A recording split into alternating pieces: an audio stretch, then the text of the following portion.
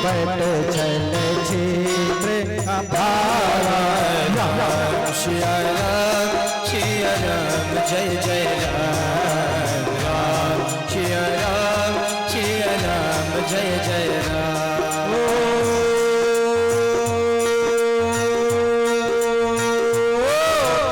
कलयुग केवल नाम आधारा।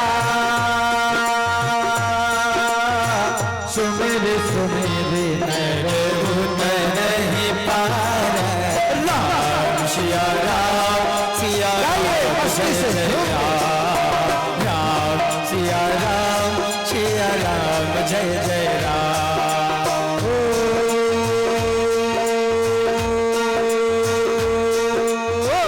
बिनु सत्संग बेग न होई। राम कृपा बिन सुलभ न सोई। राम सिया राम जय जय राम। सिया राम जय जय राम।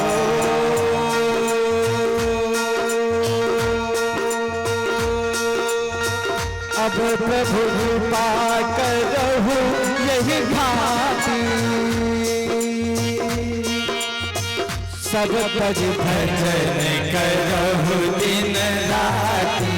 राम सिया राम जय जय राम। राम सिया राम जय जय राम। कोटि प्रणाम करने लगे महाराज परीक्षित को स्थान दे दिया। मैं आपकी शरण में आया और जो भी आपकी शरण में आए ये सिद्धांत रहता है। शरण गए प्रभु राखिए सब अपराध विसर। शरण में आया हुआ शरणागत हो जाए, कितने भी अपराध हो उस अपराध को क्षमा कर देना चाहिए। यही एक अच्छे साधक के और परमात्मा की यही तो जिम्मेदारी बनती है। पिता कैसा भी है, पुत्र कितना भी अपराध कर दे, लेकिन अगर पिता की शरण में जाता है ना तो परम कल्याण कर देता है। कोई बात नहीं, अपराधों को क्षमा कर देता है। उसी प्रकार से बड़ा विचार किया कि सत्संग की महिमा बहुत होगी कलयुग में। कलौ केवल कीर्तनम, कलयुग में प्राणी का कल्याण केवल भगवान के भजन से हो जाएगा। बोले स्थान दे दिया जाए। मन में विचार किया महाराज परीक्षित जी ने, स्थान दे दिया। बोले स्थान कहां दिया? बोले द्यूत क्रीड़ा, मदिरा पान, स्त्री संग। अरे महाराज तीनों स्थान। बोले हिंसा में चले जाओ। बोले महाराज कोई उत्तम स्थान दे दो। स्त्री संग। बोले महाराज ये सब अपवित्र स्थान। कोई सुंदर स्थान दे दो। ऐसा सुनकर के मन में विचार किया, इतनी अच्छाई तो है, कोई अच्छा स्थान भी देना चाहिए। आज देखिए, विचार करिए, कलयुग का कितना बड़ा प्रभाव है। घर में कितने भी कष्ट हो, पीड़ा हो, लेकिन विचार करिए कि महाराज मदिरालय में लाइन लग गई। कलयुग के प्रभाव के कारण दूध गली गली में बिक रहा है। कोलिया कोलिया में बेचारे दूध लेके जा रहे हैं, लेकिन मदिरा की दुकान में लोग लाइन लेके ले रहे हैं। धन भी खर्च कर रहे हैं, परिवार का विनाश भी कर रहे हैं, अपने पुत्रों का जीवन अंधकार में डाल रहे हैं। आने वाली संतानों ऐसी व्यवस्था बन गई है प्यारे कि कितने घर वीराने हो गए। इसलिए अपनी संतानों को भी ऐसे दुख में डाल देते हैं, घर में कुछ रहता नहीं है। जहां इसका प्रवेश हो गया तो महाराज बेचारे दुखी रह करके केवल भटकते रहते हैं, मानो उनके ऊपर साक्षात कलयुग का पूर्ण रूप से प्रभाव। ऐसी स्थिति में महाराज नहीं होना चाहिए। संतानों का भविष्य अंधकार में चला जाता है, परिवार में उन्नति नहीं होती। ऐसी स्थिति में होगा क्या? इसलिए भगवान के शरण में जाओ। ये शरीर ही कैसा है, लोग कहते हैं महाराज छूटती नहीं। बहुत लोगों को विचार बनाया जाता, बताया जाता, भैया इसको कम करो, ना पियो। महाराज क्या बताएं, छूटती नहीं, लगता वो इनके पास आ रहे हैं, स्वयं लेने के लिए जा रहे हो। अच्छा, उनकी लाइन, उनका व्यवहार, उनका प्रेम बहुत जल्दी बन जाता है, क्योंकि अधर्मी लोग हैं ना। कोई कार्य, सुंदर कार्य करोगे उसके लिए लोगों को बुलाना पड़ेगा, लेकिन जो दुर्गुण के कार्य होंगे उनकी संगति 1 मिनट नहीं लगेगा महाराज, सब बड़ा सुंदर स्टाफ बन जाएगा, उनके व्यवहार बन जाएंगे। लेकिन वही व्यवहार जिस समय आप उनसे सहायता मांगोगे अच्छे कार्य के लिए, उस कार्य के लिए वो सहायता नहीं देंगे, परंतु दुर्गुण के लिए सहायता दे देंगे। ऐसे दुर्गुणों का प्रवेश हो जाएगा, अंधकार ही अंधकार जीवन में रहेगा प्यारे, पीढ़ियां बिगड़ जाएंगी महाराज, आने वाली संतानें दुखी रहेंगी। बहुत विचार किया और विचार करने के बाद एक स्थान दे दिया महाराज। और विचार क्या किया, अत्याचारी, दुराचारी, पापाचारी का भी कल्याण हो जाएगा तो भगवान के गुणानुवादों से हो जाएगा।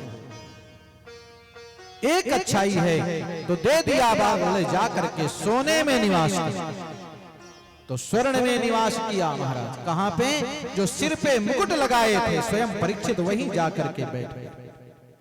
और जैसे वहां बैठे तो बुद्धि बदल गई, अब तो मन में विचार करने लगे।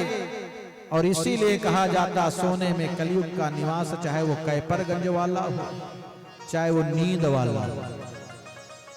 इसलिए महाराज ब्रह्म मुहूर्त में भी लोग ऐसे ऐसे कुछ कार्य करते हैं जो जघन्य अपराध होते हैं, सोते रहते हैं। ब्रह्म मुहूर्त में जग जाना चाहिए, आप सभी लोग जानते हैं। और इसके पश्चात में ऐसी स्थिति में परिणाम क्या होता है, दुर्बुद्धि का प्रवेश हो जाता है, दुर्गति हो जाती है। मैं निवेदन कर रहा हूं कि 5 बजे तो उठ ही जाना चाहिए, जग जाना चाहिए। मन में विचार किया तो सोने की ऐसी स्थिति हो गई कि नींद ही नहीं पूरा हो रही। एक घर में गए कथा श्रवण कराने के लिए, तो यजमान जी से पूछा, भैया पूरब किधर है? बोले महाराज हमको पूरब पता ही नहीं। अच्छा ये बताओ सूरज किधर से निकलता, हम समझ लेंगे कि उधर ही पूरब होगा। तो बोले हमने कभी उगते हुए सूरज को देखा ही नहीं। अच्छा ये बताओ अस्त किधर होता है, तो हम समझ लेंगे कि सामने पूरब होगा, पश्चिम में अस्त होगा। बोले हमने कभी अस्त को भी नहीं देखा। फिर बोले महाराज फिर अब क्या बताएं, जगते कितनी समय हो? बोले महाराज 11 बजे जग जाते हैं। दिन में 11 बजे जगते हैं, उस समय सूर्य नारायण सर के ऊपर रहते, तो पूरब इसी को समझ लो, यही तो। बोले अच्छा ये बताओ सोते कब हो? बोले वही 3 बजे हम सो जाते हैं। 11 बजे जग करके दिन में भोजन आदि करके महाराज 3 बजे सो जाते हैं, और 3 बजे के बाद जगते हैं तो फिर रात में 10 बजे जगते हैं, फिर भोजन करते हैं, फिर कंप्यूटर में, लैपटॉप में, मोबाइल में जो भी काम करते हो सब करते हैं, और उसके बाद 3 बजे फिर सो जाते हैं, सुबह ब्रह्म मुहूर्त में सोते हैं। महाराज कभी भी दलितता नहीं जाएगी, कभी निर्धनता नहीं जाएगी, जाएगी ही नहीं। ऐसी स्थिति में गारंटी है, लिख लो। ऐसे दुर्गुण होंगे महाराज, ऐसे व्यसन होंगे तो कभी भी जीवन में आपको सफलता नहीं मिलेगी, असफलता ही रहेगी, रोग रहेंगे, जीवन ग्रसित रहेगा, दुखी रहोगे। ऐसी स्थिति में विचार करना चाहिए कि महाराज कब सोना है, कब जगना। उसी प्रकार से हमारी माताओं बहनों का सोने से बड़ा प्रेम है। आइटम चाहे जितने प्रकार के बनवा दो, लेकिन क्या करें, अगर महीने में एक बार जाने को मिल जाता तो कोई ना कोई आभूषण मिल जाता। 5 प्रकार के आइटम रखे हो, चाहे 15 प्रकार के, लेकिन इच्छा भरती नहीं। अब की बार देखा वो टेलीविजन में एक नया आइटम आया था, बड़ा सुंदर है, उसको ऑर्डर दे दो। क्या स्थिति है, सोने में निवास हो गया। कहने का अभिप्राय, सोने से इच्छा नहीं भरती। और बहुत ऐसे लोग हैं कि उनकी कृपा की व्यवस्था में रहते हैं, उसी में आनंदित रहते हैं। और देखो हमारा परम सौभाग्य है, हमारे परम सम्माननीय, अर्चनीय, वंदनीय आचार्य मुकेशानंद जी महाराज, जो परम नारायण परम प्रभु, और आप जिनका दर्शन कर रहे हैं महाराज परम पूज्य गुरुदेव भगवान, उनके परम शिष्य हैं। आचार्य मुकेशानंद जी का आगमन हुआ है। परम सम्माननीय जी के लिए करतल ध्वनि से स्वागत करें। आप सभी का स्नेह है, आप सभी का ये भाव है। ऐसी अनुपम कृपा आपके जन्म जन्मांतर में बनी रहे। बोलिए भक्त और भगवान की। उनकी करुणा में कोई कमी